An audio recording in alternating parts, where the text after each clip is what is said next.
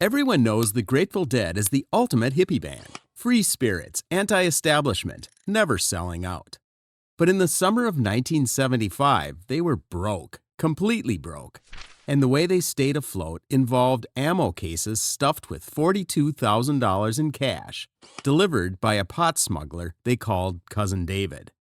The lifeline that saved them? A 7-figure record deal literally sketched on cocktail napkins at a restaurant in Sausalito. This is the story nobody tells you, the one about hip economics, underground cash networks, and the moment the Dead's beautiful experiment almost collapsed, and how one song,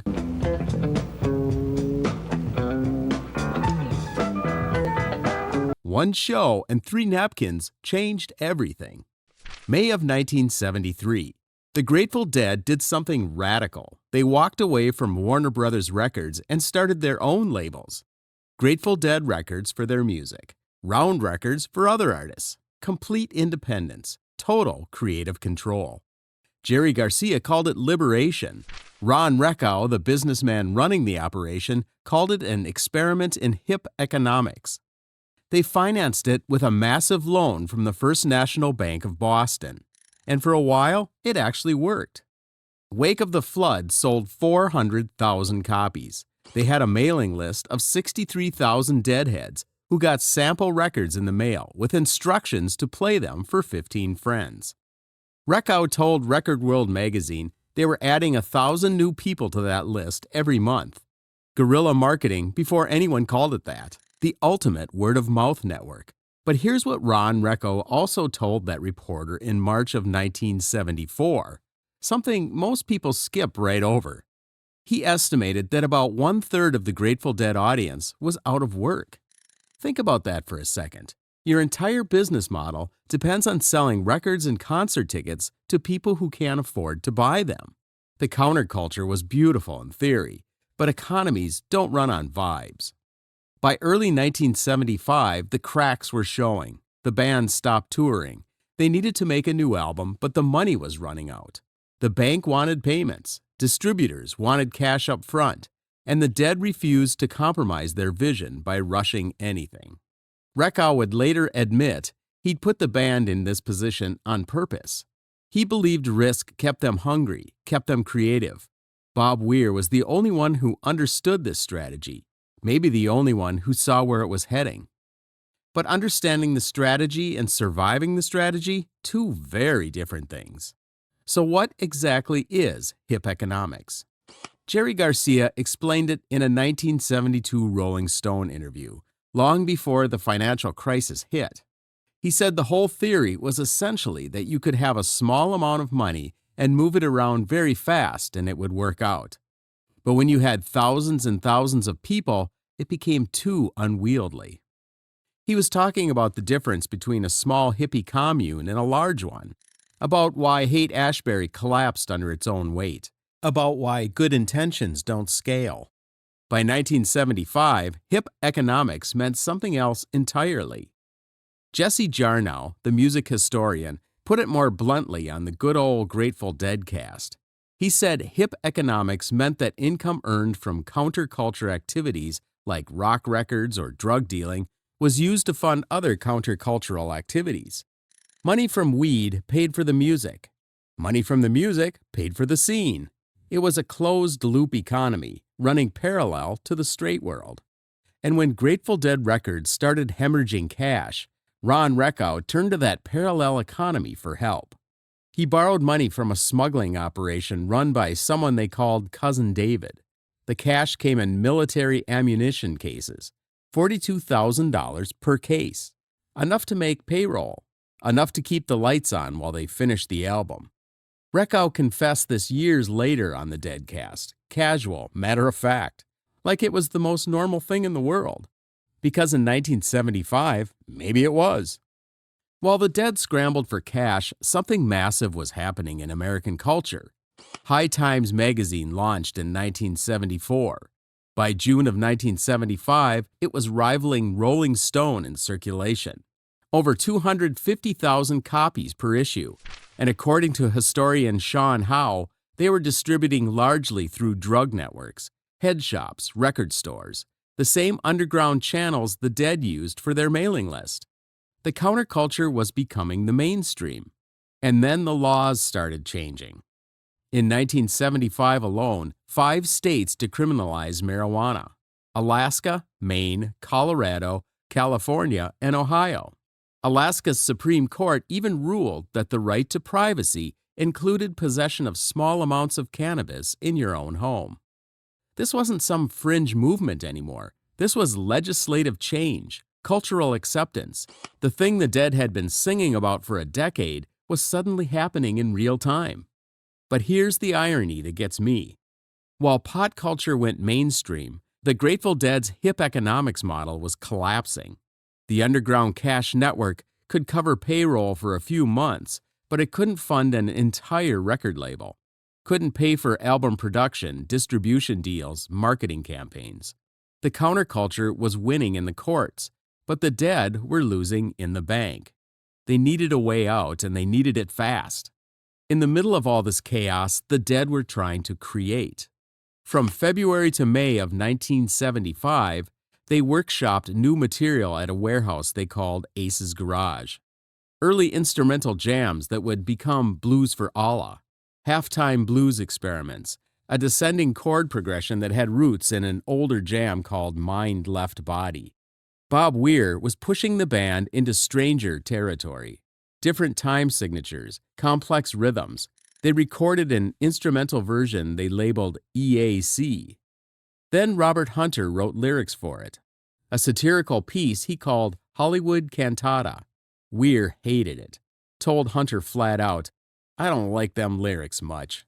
So Weir called John Perry Barlow, his old friend from Wyoming, played the music over the phone, and Barlow just started spitting out words, right there, no preparation, describing a late summer scene in a dry year, a band beyond description, the music that never stopped. We're a band beyond description, not Jehovah's favorite choir.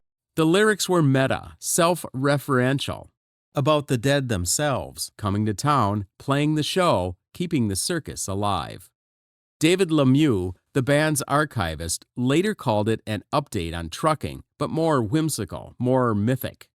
But here's what makes the song significant beyond the music.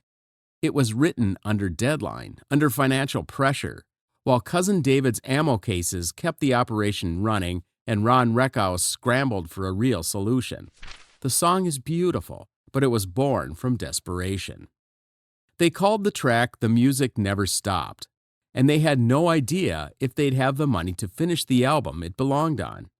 June 28, 1975, Sausalito, California.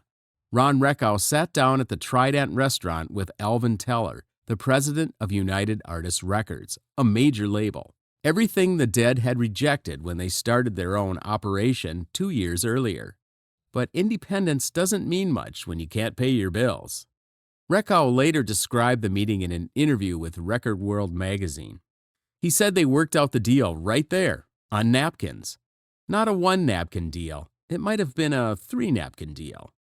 United Artists would distribute Blues for Allah and future Dead albums. They'd provide a 7-figure advance, enough to finish production, enough to clear the debts, enough to keep Grateful Dead records alive, at least in name. The Dead weren't signing away their masters. They weren't giving up creative control, but they were giving up the dream of total independence, of doing it completely on their own terms. A Relix article years later would say it plainly. United Artists saved their ass, financially speaking, and signaled the end of their DIY Grateful Dead records. But here's the thing most people miss. This wasn't a sellout. This was survival. The napkin deal let them finish The Music Never Stopped, let them complete Blues for Allah without compromising the weird, experimental vision they'd been workshopping for months. Let them stay solvent while pot culture went mainstream around them. Ron Rakow had kept them alive with ammo case cash, but the 3-napkin deal is what actually saved them. August 13, 1975, the Great American Music Hall in San Francisco. This wasn't a normal Grateful Dead show. It was private, invite only. Deadheads who'd been on the mailing list, industry people, friends of the band, an intimate crowd in a venue that felt like a theater. Bill Graham introduced them, and they opened with the complete help on the way, into Slipknot, into Franklin's Tower Suite. 3 songs that flowed together like one long statement, tight, rehearsed, perfect. And then they played The Music Never Stopped for the first time in public. A Deadhead blogger who reviewed the show years later described it simply. They play the whole suite straight through, and then they're off into The Music Never Stopped, and then into infinity. The audience didn't know the financial story behind that song, didn't know about Cousin David or the napkin deal or hip economics or any of it. They just heard a new Grateful Dead song, whimsical and mythic and groovy as hell, with Donna Jean Godchaux's vocals soaring alongside Bob Weir's lead. And the fields are full of dancing, full of singing and romancing. That music never stops. David Lemieux would later say it was the best Donna Jean ever sounded on a Grateful Dead record. But the people in the room that night were witnessing more than a debut. They were witnessing the announcement of the United Artists deal, the signal that the Dead had survived, that Blues for Allah was finished and coming soon. The show ended with a 20-minute version of Blues for Allah, the title track, the last time they'd ever perform it live. And just like that, the crisis was over. The album dropped September 1st, 1975. Grateful Dead Records, distributed by United Artists. The DIY dream was dead, but the band wasn't. The music never stopped, it just changed how it got paid for. Hip economics didn't save the Grateful Dead, it kept them alive just long enough to make a deal. Round Records collapsed entirely in 1976. Conflicts over money and self-dealing tore apart the experiment. But the music kept going, the touring kept going, the scene kept going. And The Music Never Stopped became a setlist staple for 20 years. The song evolved, got longer, got spacier.